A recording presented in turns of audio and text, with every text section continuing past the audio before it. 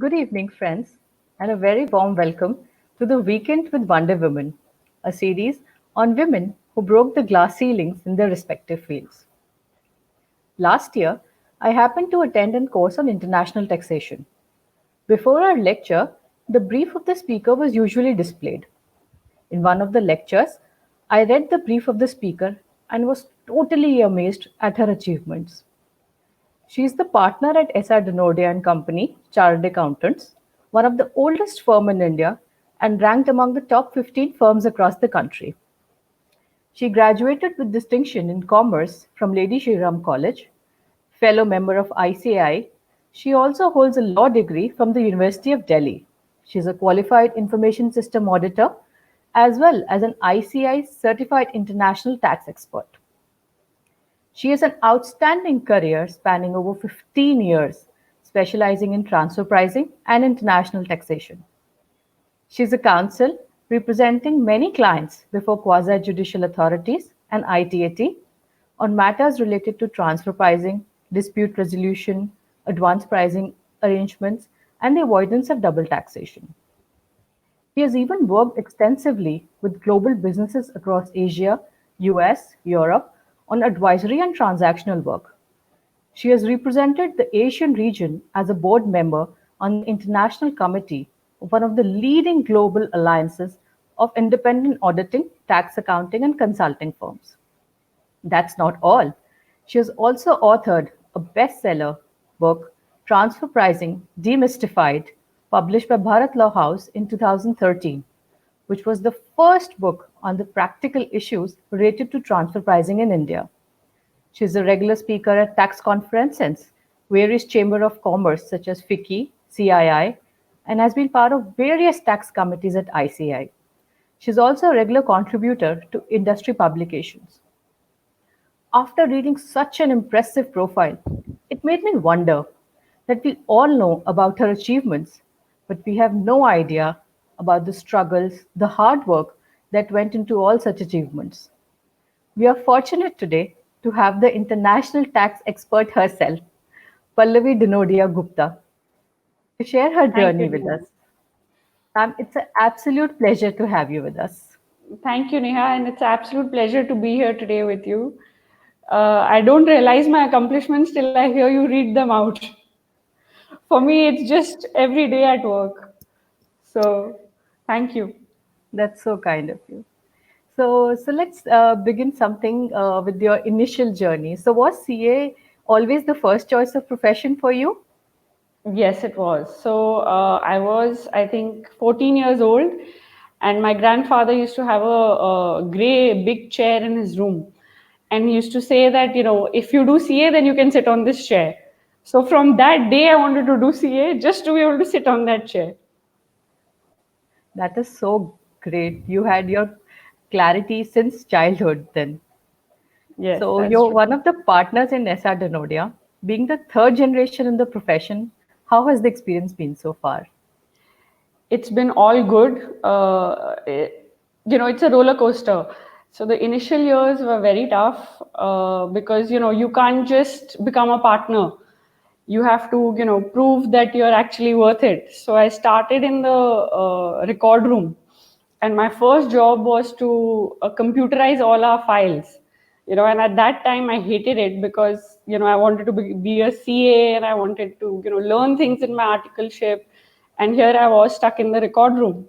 But today, from being able to find every file in my office, to photocopying, to answering calls, to actually advising clients, I can do it all. So I think initial years were hard, they were tough. You have to, in our profession especially, you can't, just because you have a surname, you can't start advising clients. Clients have to trust you. And for that, you have to first prove that you're worth that trust. Your advice that you give is actually worth it. So initially it was tough, but over time, God has been very kind, and I am where I am today. So, my first experience, if I tell you, was, for 2 years, I was managing a client, and I used to give him advice, and he used to always tell me, Ki, have you checked with sir? Have you checked with a senior? And I used to always tell him, yes, I've checked. And 2 years later, I was telling him something, and I said, "Sir, but this I haven't checked. I still have to check. Your question was very urgent." So he said, "No, you've checked it. That's enough." That was the day that you actually feel that, okay, today somebody is actually listening to what I have to say. So it's been a good journey. That's very great. So you've actually worked even in the global scenario in Asia, Europe, US. So how was your stint in Zurich when I think you were an in-house counsel? So I went when I was very young. I got an internship in CA. You can get an internship. So I got an internship, and I went to Zurich to work in Zurich Financial Services, which was an insurance company. And they were still in the process of doing a JV in India, and I was supposed to do my trainings and come back and join India. And then the JV didn't go through. So, and my boss there said, "Why don't you continue?" But I was maybe in my early 20s, and my father said that, "No, no, typical Banya household, you have to come back and you can't just be there." So, but the learning there was beautiful. I think that abroad people have a lot of respect for intellect, for work-life balance, so the experience was excellent. And they actually teach you the whole business cycle. Right now as an advisor, you're on the outside, you're looking at maybe one small part in terms of a tax of a transaction or a tax issue. But when you work as an in-house counsel, you actually understand the business. And the best advice is the advice that is supplementary or complementary to a business, and not one that tries to change the business. So, my learning from that was that first, even in advisory, you have to understand what is the business of the client, what is the problem, and then try to solve that problem within the ambit of his business without trying to do it in a silo. So I think understanding the business side of it first before the advisory side of it, really helped me. So mostly CAs in practice either work in the direct tax field or the indirect tax field. But you made a very different choice long time back. So was there any specific reason for picking international taxation as your specialization? So, Neha, honestly, I was at the right time at the right place. In the early 2000s, when we used to get these international tax or transfer pricing queries, my seniors were very busy with domestic taxation because, ATHHC was the star of the day in those days. And there was a lot of litigation on, profit linked deductions and export oriented deductions, etc. That was that era. And so when we used to get these international tax or transfer pricing queries, I was told that, we have no time to get into these things right now, you do it. So initially I got into it because there was nobody else available to get into it. And, who knew that 15 years later, the roles will be reversed and, this will be the topic of the day. Because international tax has been there, in the world and in India for a very long time. It's just that after the opening up of India and businesses coming into India, it's gained momentum. So I was just lucky. I was at the right time at the right place. So maybe the destiny conspired that you should be at the right time, the Absolutely. right place. Absolutely. I'm a big believer of destiny. That's nice. So in India, generally very few women take up and continue family business, especially after getting married. You've been successfully working even after marriage. What do you think is the biggest factor that has gradually helped women open up to this concept of working in their family businesses after even marriage? I think the boys have changed. I don't think the women have changed as much. We are still doing what we want to do. And I think the boys have changed. I think the men that we marry now are more accepting of the fact and are more secure in who they are. So they are more accepting of the fact that, whether we work in a family business or we work in general, their egos are not hurt, and they are very, very supportive of their wives working. So I think the kudos to the women who have brought up those boys who we've now married, and are lucky to have them in our lives. So I think it's the upbringing that these boys have got, which allows for them to broaden their horizons and accept a partner that's equal and, works as much as them or works with them shoulder to shoulder. So I think we haven't changed. I think it's really the last generation that has brought up a good, broad-minded generation of men who now think that their wives should be given the opportunity that they deserve. Very true, very true. So, when you decided to join your family practice, were there like any concerns or fears that you had in your mind? Neha, I joined when I was 14. So there was no concept of fear or hope or even expectation. It was just, class 10 has finished and you have nothing to do. There was no internet, there was no TV. So my grandfather said, office aa jao, and help us sit at the reception, pick up phones, computers, try putting our directory on the computer. So I think when you start that young and you don't have exposure in life to, like today, this generation, when you interview them, you don't interview them, they interview you. But in our time, we had no idea. We were told kal se office aa jao meant kal se office aa jao. So, you know, I really had no idea of what it was going to be like. So, So, is there any life changing advice that you received and you still cherish it very much?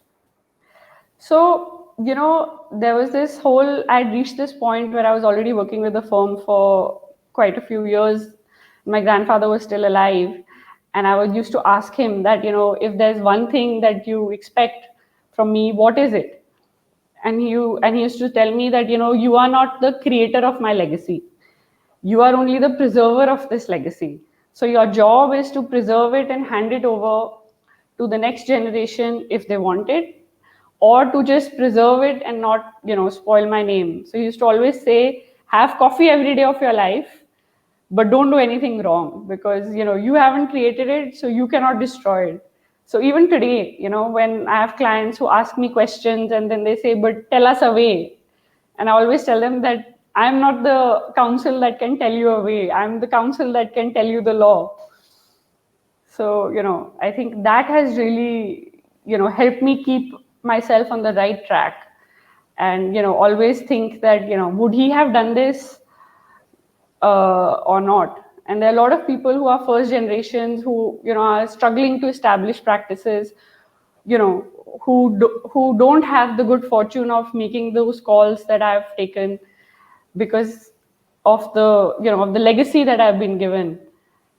And so I really cherish every day when every time you feel that should I not, and his words ring in my ear saying that do the right thing.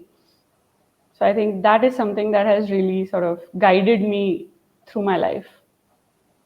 So, do you have any role model who has inspired you a lot in life? When I was younger, I used to really look up to people like Naina Lal Kidwai and Mrs. Pallavi Shroff. They were larger than life.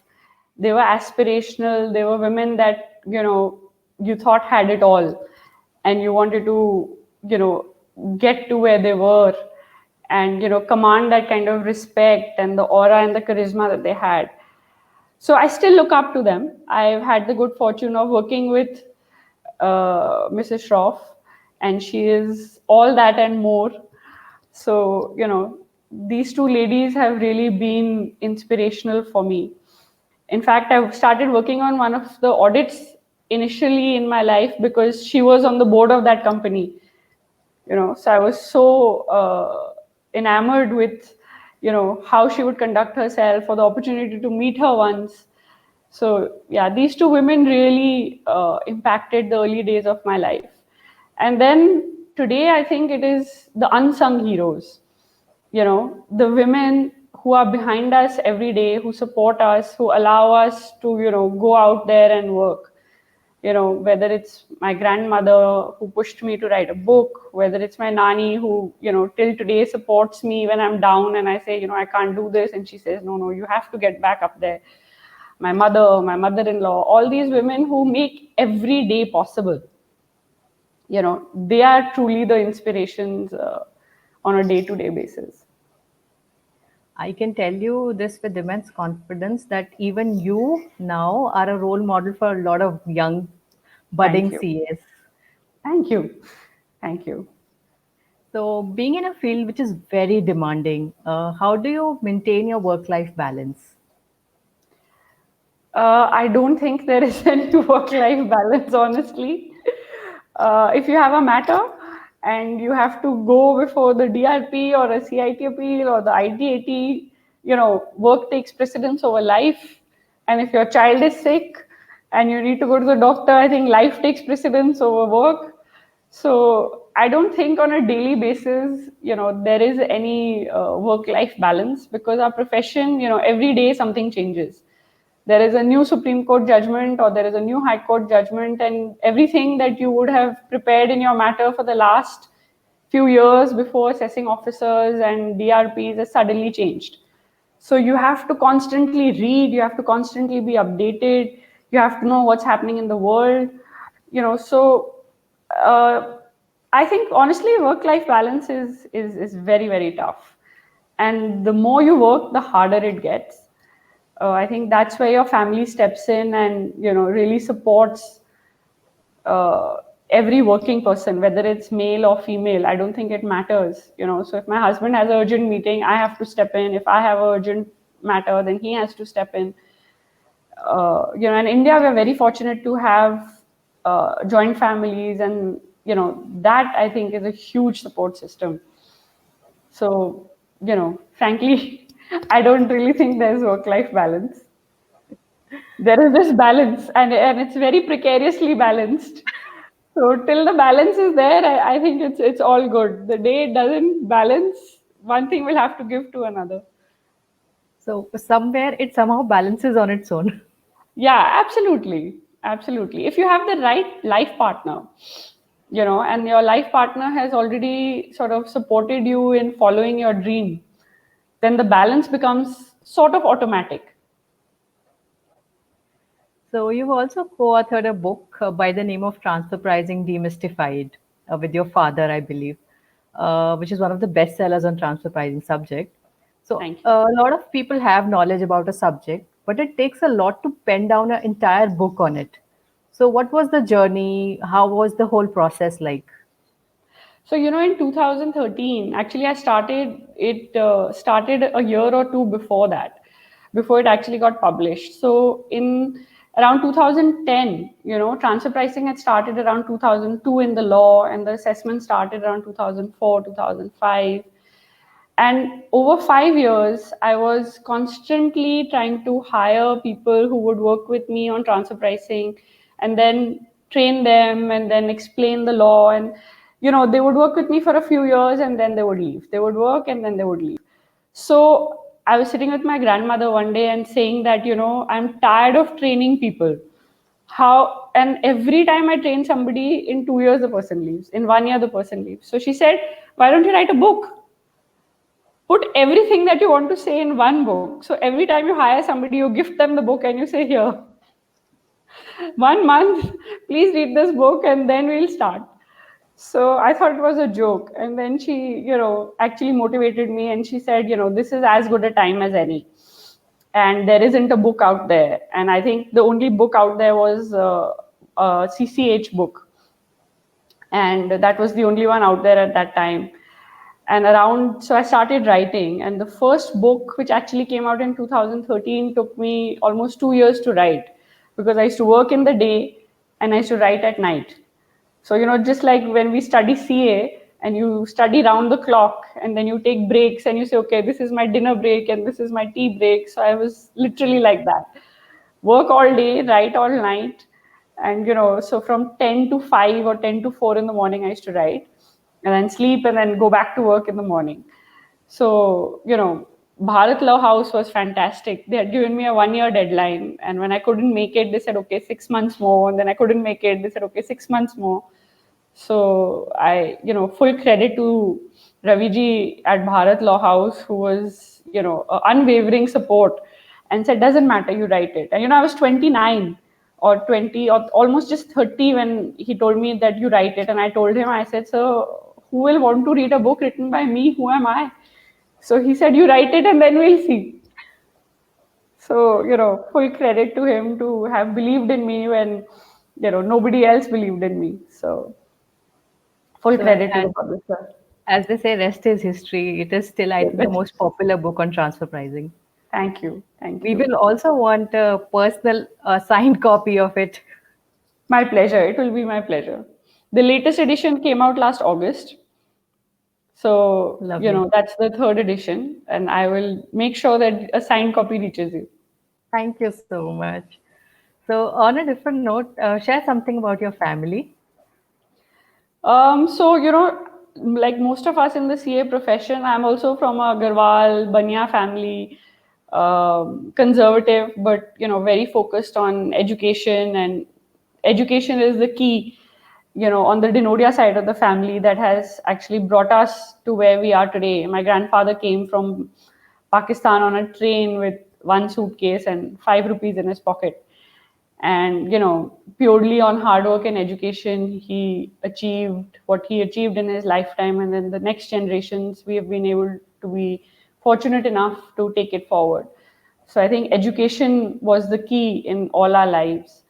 And now in the family I'm married into also, everybody is highly educated. My husband is a lawyer and an MBA. So I think we are a typical, on both sides now, we are a typical Banya family who believes that, hard work and education is what can take all of us forward.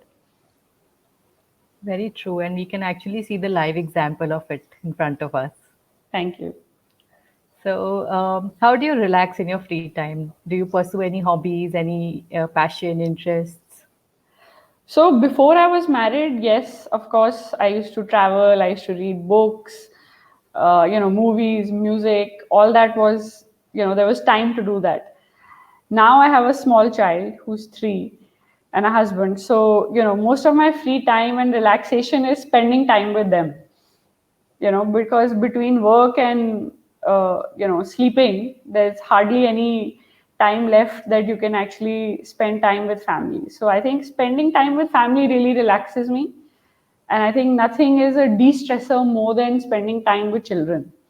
They are so lovely and loving and innocent, and that one big hug at the end of the day, and your tiredness goes away. So today I think my daughter and my husband, spending time with them will be my, I won't say hobby, but one of the ways that really helps me relax.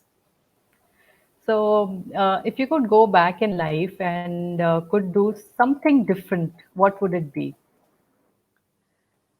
I wouldn't try to rush college and CA together. In we could do the foundation course and we could do college and CA together, and our inter happened after college and articleship happened after college. And I think those years I was trying to juggle CA plus college plus everything together. And LSR was not an easy college, and BCom honors in LSR was not a easy course to do, and it was not correspondence, etc. So I think I tried to do too many things and I didn't enjoy either.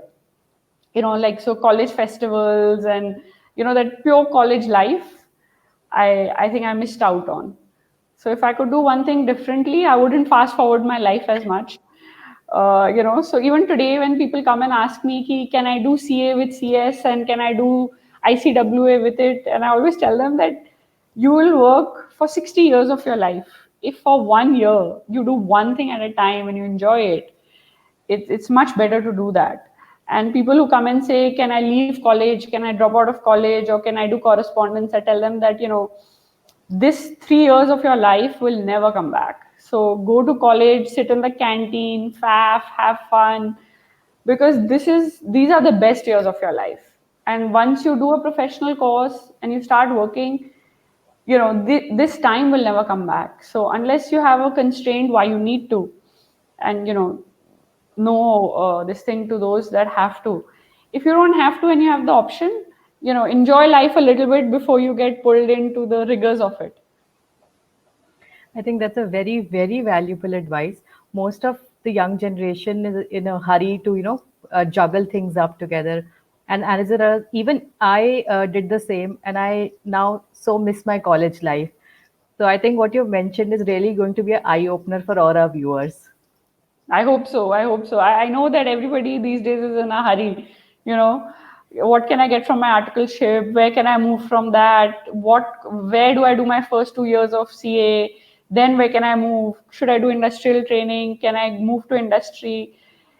Somewhere I think that they are really missing out. Like in our articleship, we had a great time. We used to go for audits at 6 o'clock in the morning, come back at 1 o'clock at night. We weren't thinking कि exam में pass होंगे कि नहीं होंगे. We were like जब छुट्टी मिलेगी तब पढ़ेंगे. You know, we had a great time in our articleship. We have a great rapport with those seniors who taught us, small things in our articleship. That relationship now I think doesn't get made only because every person is just wanting to finish his or her piece of the job and move on.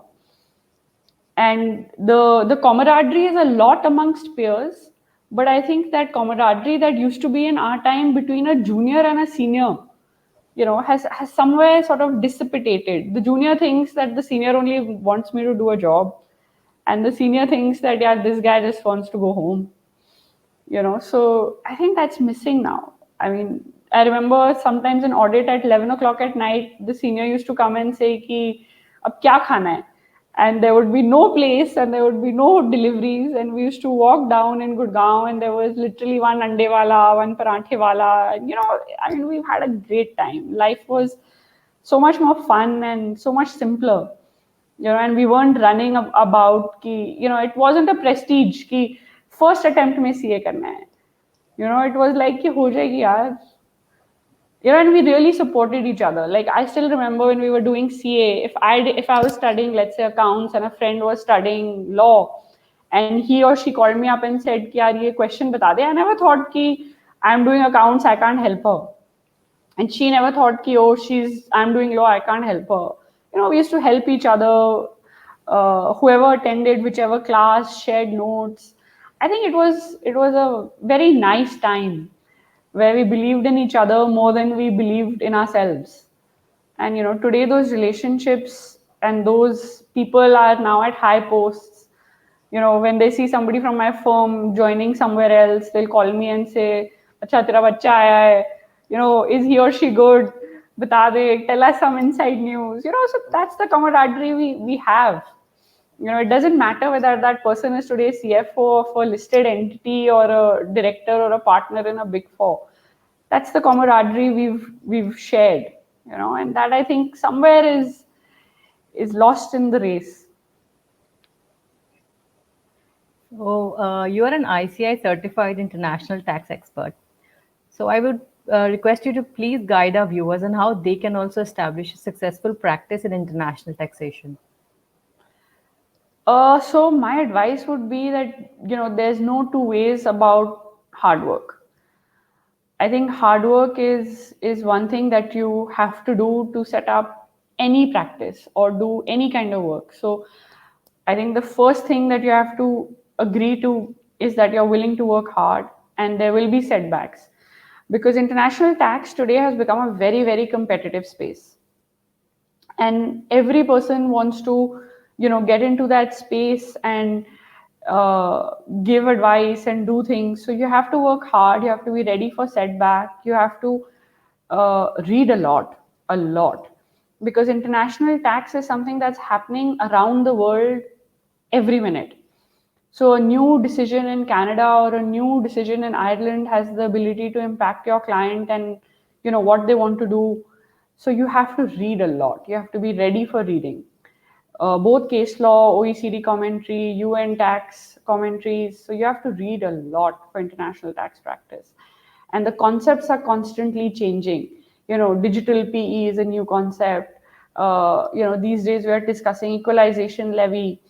These are new concepts which were not there earlier, which have come into our laws, and business has driven these tax related exigencies today.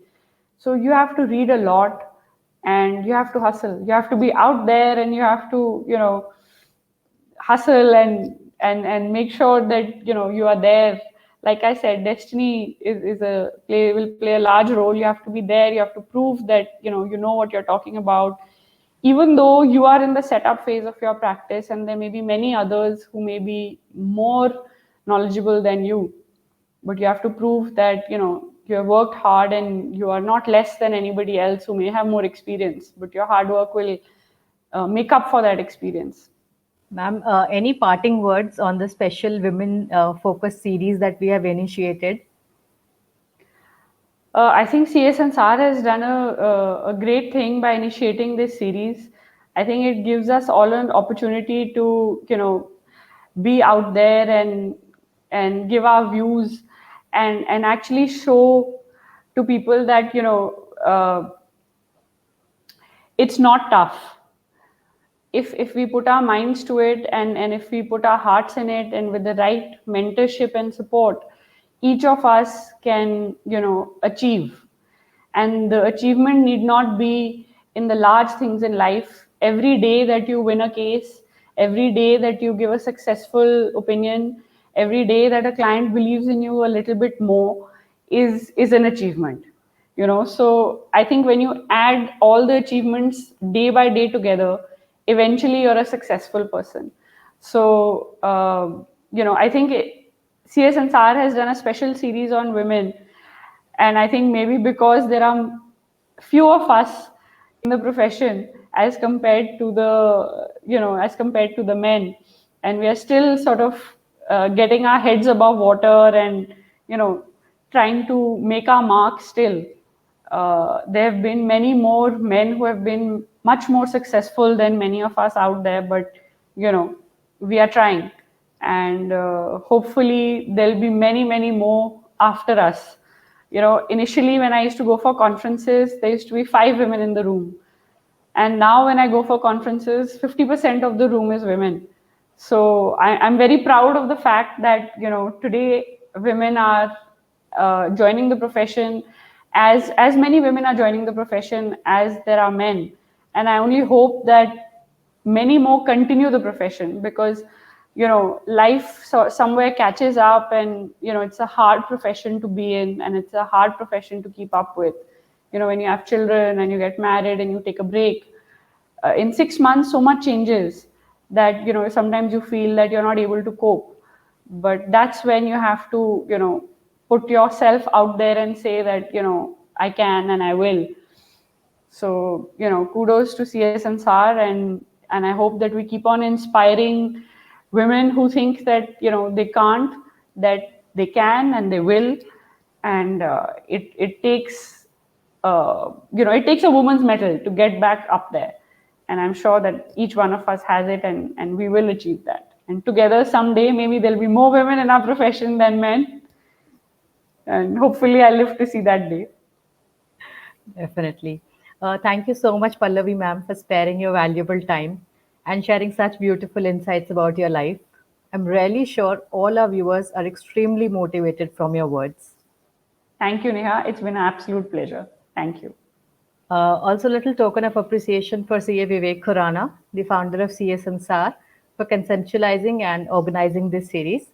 Thank you all for joining us today. We shall be back with another Wonder Woman soon.